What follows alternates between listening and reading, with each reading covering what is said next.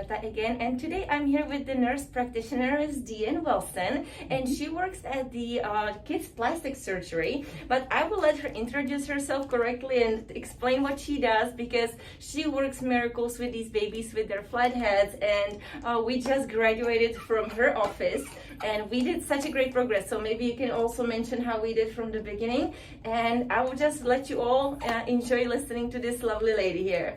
Hi everyone, I'm DeAnn Wilson. I've been a nurse practitioner now for 9 years, and before that I was a pediatric nurse, been in pediatrics for 40 years. Love kids, and I've been working at Mercy Kids Plastic Surgery since 2004. Yes. So we take care of kids with cleft lips and palates and craniofacial conditions, and a big part of my job is to take care of children that have babies that have flat heads from positional deformities, from laying in one area too long. So the first thing that I do when I get referred to a baby to come to me is I will evaluate them and make sure that they do not have craniosynostosis. Craniosynostosis is a big fancy word, and it means that one of the suture plates on the skull has prematurely fused, and that requires a surgery. I can rule that out with a very simple look at the baby and usually just rubbing my fingers along the suture lines to determine that they do not have that. Those children have a very distinctive head shape. If I'm absolutely not 100% sure, I will refer them to get a skull film, and then that tells me that the sutures are open. That does not happen very often, but I want to make absolute sure that the baby does not have craniosynostosis. Right. And if the baby is young, like even 1 to 2 months of age, then I will start with a repositioning program.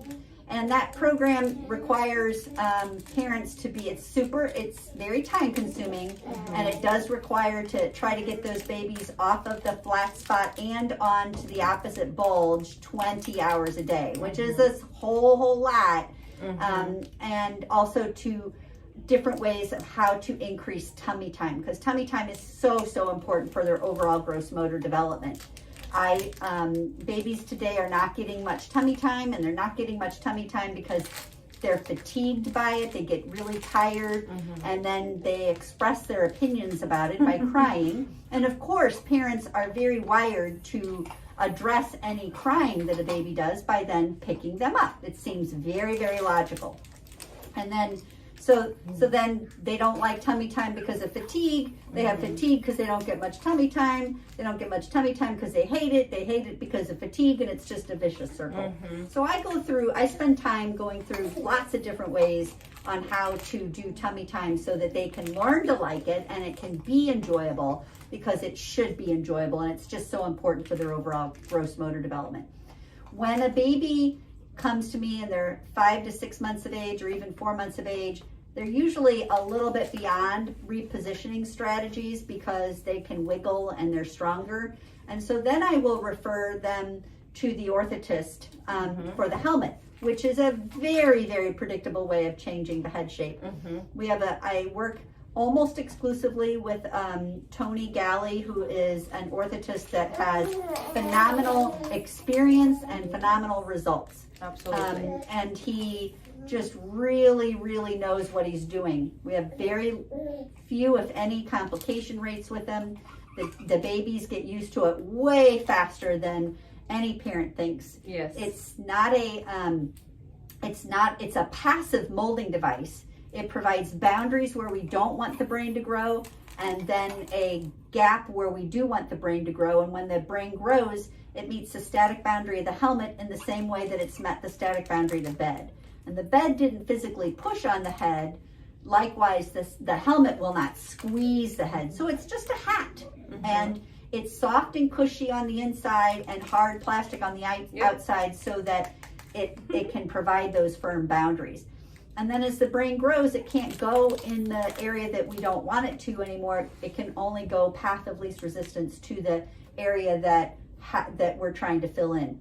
And the babies, I ask parents when they come in, and I just asked her as well, what was the helmet easier or harder than you anticipated? And she said easier. And that's kind of what I hear over and over again, that it's, I think parents think that it will be uncomfortable and think that it will be tight and think that it'll be painful and they won't sleep. And almost 100% parents will tell me that it was way easier than they thought. Yes.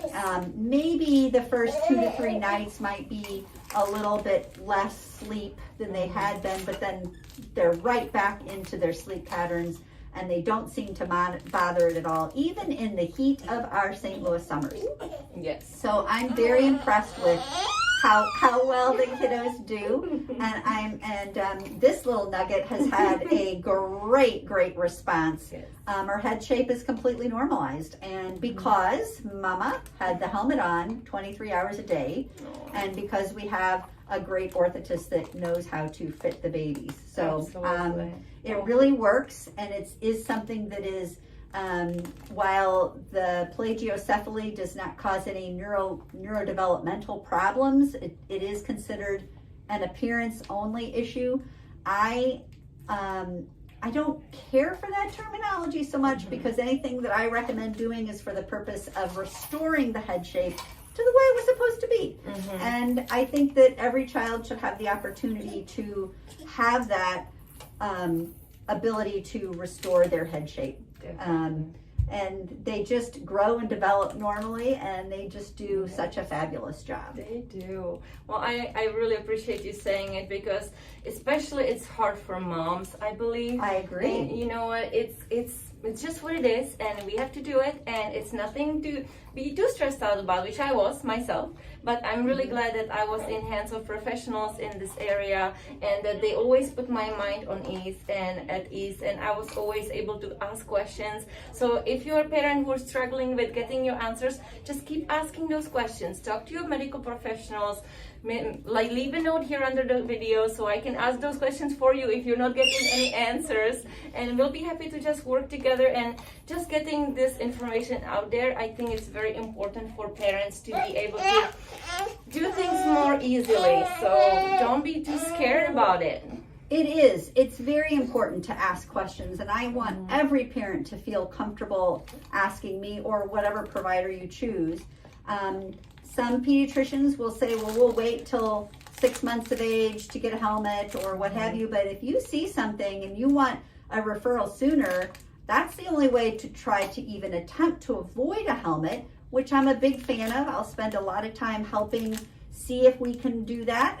Some families I have had reposition their child out of the need for a helmet, and some still need it because it does require a lot of effort, and some babies just do not are not very open-minded to our suggestions, and they're going to do things the way that they want to do them. But you can ask your pediatrician for a referral if that would give you greater peace of mind. I think it's always important that parents be heard, and if you are concerned, to just come in and be seen, and we can track the measurements and we can follow in that regard as well. And I can make sure that there's no neck muscle tightness, because sometimes that associates with this, and it's just really I think a wonderful idea to be able to have that peace of mind. And in terms of what she just said about the feeling worried or feeling guilty, this is not a guilt inducement situation at all. Babies pick what their side they're comfortable with, and it's not something that is talked about as a newborn about ways to prevent this from happening. And even if you try I've had some babies that I have personally met as a newborn and kind of gone over strategies, and some of those babies still ended up with the helmet because they didn't think much of my ideas. So that happens sometimes. And you can't really force the babies. We tried all the repositioning technique in the world, like putting the toys on one side, and she did not have a torticollis. She did not sleep on her flat spot, but she still kind of got that flat spot anyway. But no matter what you do, you're a good mom and you're doing what's best for your baby. And sometimes there are people against the helmets, and that's okay, that's their opinion, but don't let that change your opinion, because you know usually what's best for your child. And the helmet really does, it really does work if it's worn properly. And I just wish everybody just enjoy your time with your baby. They grow up so fast. They do. Well, Ms. DeAnn, thank you so much. welcome. It was wonderful to hear from you. And I know this one is really hungry now, but thank you all so much for watching. And I hope this brought you some value. If you have any questions, please leave a note underneath this video, and I'll be happy to answer all these questions if I can. If not, I'll ask professionals and I'll pass on those answers to you. So thank you all, and I hope everybody has a Merry Christmas, and I'll talk to you later. Bye.